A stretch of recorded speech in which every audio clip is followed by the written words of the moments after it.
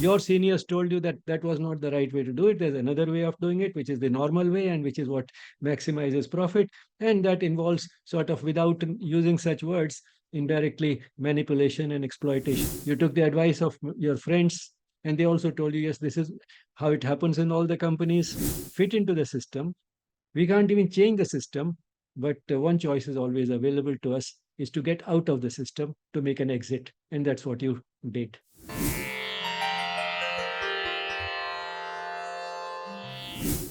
Namaste, my dear brothers and sisters. Namaste. The love and blessings of the Mother and Sri Aurobindo to all of you.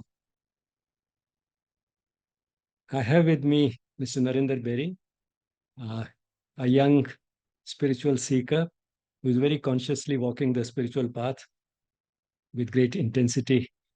Uh, Life is a series of choices, and the tools that we have available for making those choices are basically the emotional part of the being, which pulls us towards what feels good right here and now. The intellect, which guides us towards what may be the most profitable and least risky choice. But we also have a third guide, not so obvious, but in fact much more authentic, and that is our soul. The soul is not an inert entity. In fact, it has a dynamic component which participates in day to day life. And it is this dynamic component of the soul that Sri Aurobindo and the mother have called the psychic being. And listening to the voice of the psychic being is something that finds a very prominent place in the sadhana, or the effort that is required by the seeker on the path of integral yoga. Now, what happens is that while the psychic being speaks to us through what we sometimes feel as our inner voice or the voice of our deepest self, the voice is rather shy and faint and non assertive. It does not insist, but it's an extremely clear voice. There's no doubt that that is the only right thing to do. And yet, quite often it gets ignored because of various practical compulsions, obligations, responsibilities. And moreover, because when this choice does not agree with the choice made by the emotional part of the being or the intellect, then the emotional part of the being and the intellect have a way of being persistent, repetitive, and all the noise that they make drowns this shy and faint voice, which is quite content to be ignored. And we find various examples of this in everyday life. What Narinder Beri has agreed to do is to share one experience in his life where he knew what the right thing to do was, but did not pay heed to it because of the suggestions, the advice, and persuasion that he received from many people around him, his well wishers, but all the same, looking at the issue from a plane which was not that of the inner voice, but probably the mental plane, the plane of the ordinary mind. So, Narinder, would you like to share that experience in your life? Why you made that choice, although you knew that was not the best thing to do, and what were the consequences? Sure, sir.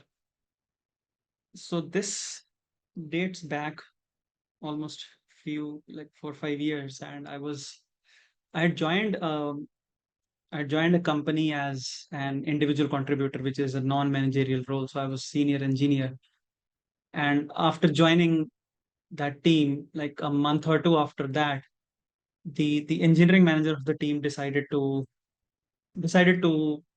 leave that role and move on. I had the option to take up the engineering manager's role or stay as is. It took me some time, and initially I did not want to, but then I went in for the role, thinking that there are a bunch of challenges in the team, and I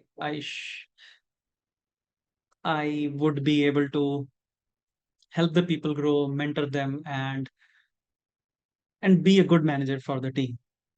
So I took on that role. Soon after I started observing that the the leadership or the management that I am working on, which is there were challenges with the leadership or the management that I was working in. In summary, I would say that despite that I was energized to take the individuals of the team to the next level, groom them, mentor them, and help them as much as I could. I was not able to do that. There were certain challenges in the environment that I was not able to surmount. And and at that point in time, I I also saw, or I saw my own leadership to whom I reported uh, act in certain ways which to me were against what good management practices are. So it's basic, like you don't make people feel that way, you don't groom people that way, just because you are in a position of power. And s- and at that point in time, I vividly remember it was my inner being, my something inside me which was clear telling me that, hey, this is wrong, something wrong is going on here. and and I should do something about it. If at least I should quit, if I can't do something about it actively, I should not be sitting in this position, I should not be sitting in this role, because I'm not doing what I had taken the role up for. And when you associate with people who are not doing the best for the the team or the organization tends to look at you as well in that light, that probably you are also not in working in the best interest of the team. So that is what my inner voice was telling me, but I had not rationalized it as much as I am rationalizing now. And I was in a deep state of confusion. I talked to some people in family, and one advice I was given was, hey, talk to some of your friends who are in the profession. So I rang a few phone calls here and there, and the advice which was given was, and they are very, as sir mentioned, they are well wishers, they tried their best to help me. The advice I still remember is like, sometimes people tend to do some of these things, and you should just uh, you should just uh, it's fine, these things happen in corporates, these things happen when people are seated in big positions and there are challenges. But deep within me, I knew that these things are this is not how people should be treated, like, and certain behaviors were not um, were not basically human, I would say, in simple terms. So I had this choice. I had to make this choice whether to go with what my inner being was telling me in a very shy, faint, non-assertive manner, to just put down my papers and say, I cannot continue in this position because my vision for the team, my vision for the organization is and was very, very different. And I'm not, and the team is not running along those lines. So I will not be able to do the best for the team. That was my intent. Or to just keep moving along. And part of the confusion was because obedience is a big trait that is taught to us in our culture: obedience to elders, obedience to people who are elder, either by age or by something, maybe by title. And it was that point in time that when I look back, I realized I had lost that connection, that inner connection, and I did not choose to pay heed to what my inner voice was telling me, because I had already seen enough, which was telling me what I should do accordingly. I just took the more rational choice of letting it go for a while and figuring it out and so on and so forth. But eventually, a month later, I had to do what I was planning to do a month back. I put down my papers with with clear reasoning of why I will not be able to continue in this position, because I have a way of looking at people, how to grow people and the culture that I was looking at in the team or in the organization. So now that I look back, I deeply realize the fact that I had lost that inner connection, and I was not paying attention at all, that there is something else within me. Like I was listening to all the signals all around me and giving a lot of weightage to those signals, but no weightage at all to the signals or the, the voice that was coming from within me, which was very clearly telling me what is to be done in a respectful and plain manner. uh, and that is something which I consider as one of my regrets as well in my professional life.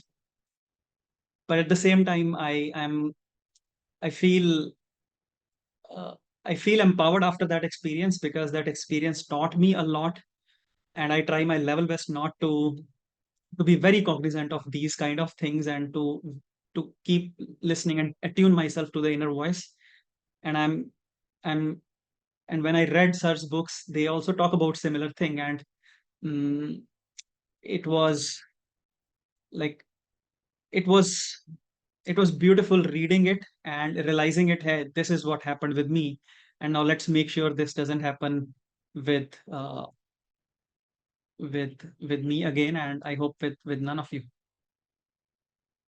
uh, in summary, I would say that it was a lesson in integrity, that the various components that you have within you, they are all aligned and they are all talking the same thing, versus different parts are talking different things, and they are splitting you apart in two directions, whether I should take this road or that road.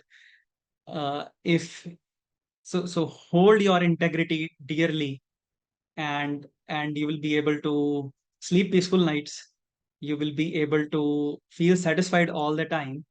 Of course, people regard you, people look up to you as well, but most importantly, you will be able to look at yourself in the mirror and know deeply that you're holding on to your own integrity despite whatever being thrown around you. And listening to your inner voice is one of the most beautiful ways which will help you in on that path to integrity in whatever you do.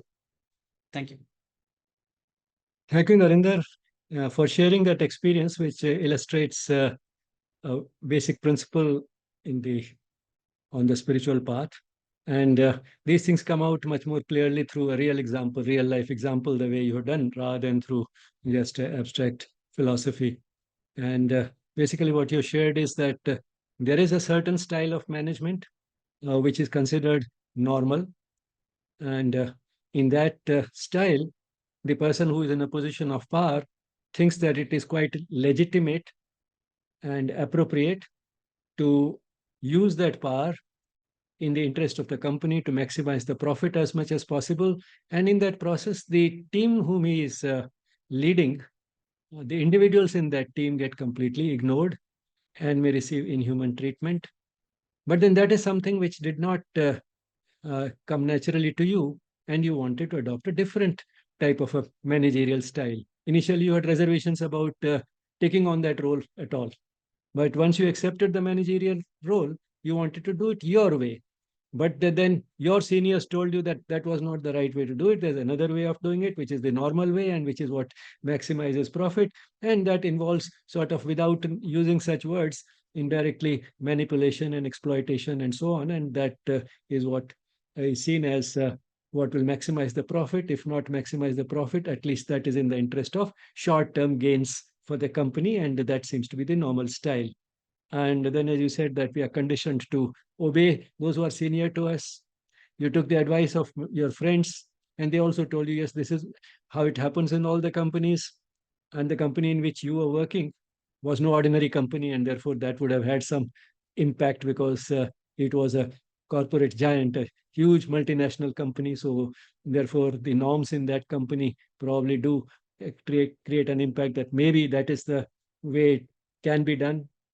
But then, while you were trying to fit into the system, while you were trying to do what was considered normal, somehow your inner voice didn't allow you to do it. And you kept feeling uneasy about it. And after a month of vacillation, finally you decided to listen to that voice. and put in your papers, you resigned. So, in other words, there were consequences of not listening to this voice, in spite of all the support and all the confirmation that you got from your seniors and your friends who were looking at it from the mental point of view. That is the point of view which seems to guide us towards what is most profitable and least risky. Least risky also in terms of retaining your job. And but then once you decided to listen to that inner voice, no matter what, and the consequences would be I'll lose my job. You didn't have to wait for it. You resigned yourself. And once you did that, although apparently you lost something, you gained peace of mind. So these are the consequences of listening to that voice: an inner satisfaction, an inner sense of joy, and lasting mental peace.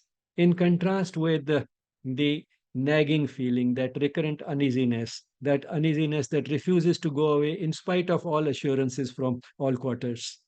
That is the consequence of not listening to that voice. And of course, very often we are faced with such situations where we can't fit into the system, we can't even change the system, but one choice is always available to us, is to get out of the system, to make an exit. And that's what you did. So these are some very practical lessons to learn. And being on the spiritual path sincerely for very long, although your exposure to Sri Aurobindo and the mother was rather late, you took to it as a fish takes to water. And immediately after grasping these basic points, you can now see this past of yours, this past event in your life, in a different light, and see it very clearly: what happened, how it happened. And now you can see that you eventually did the right thing and gained that peace of mind. Thank you, Narinder, for sharing that event from your life. Thanks, Dr. Ramesh. Thanks, everyone.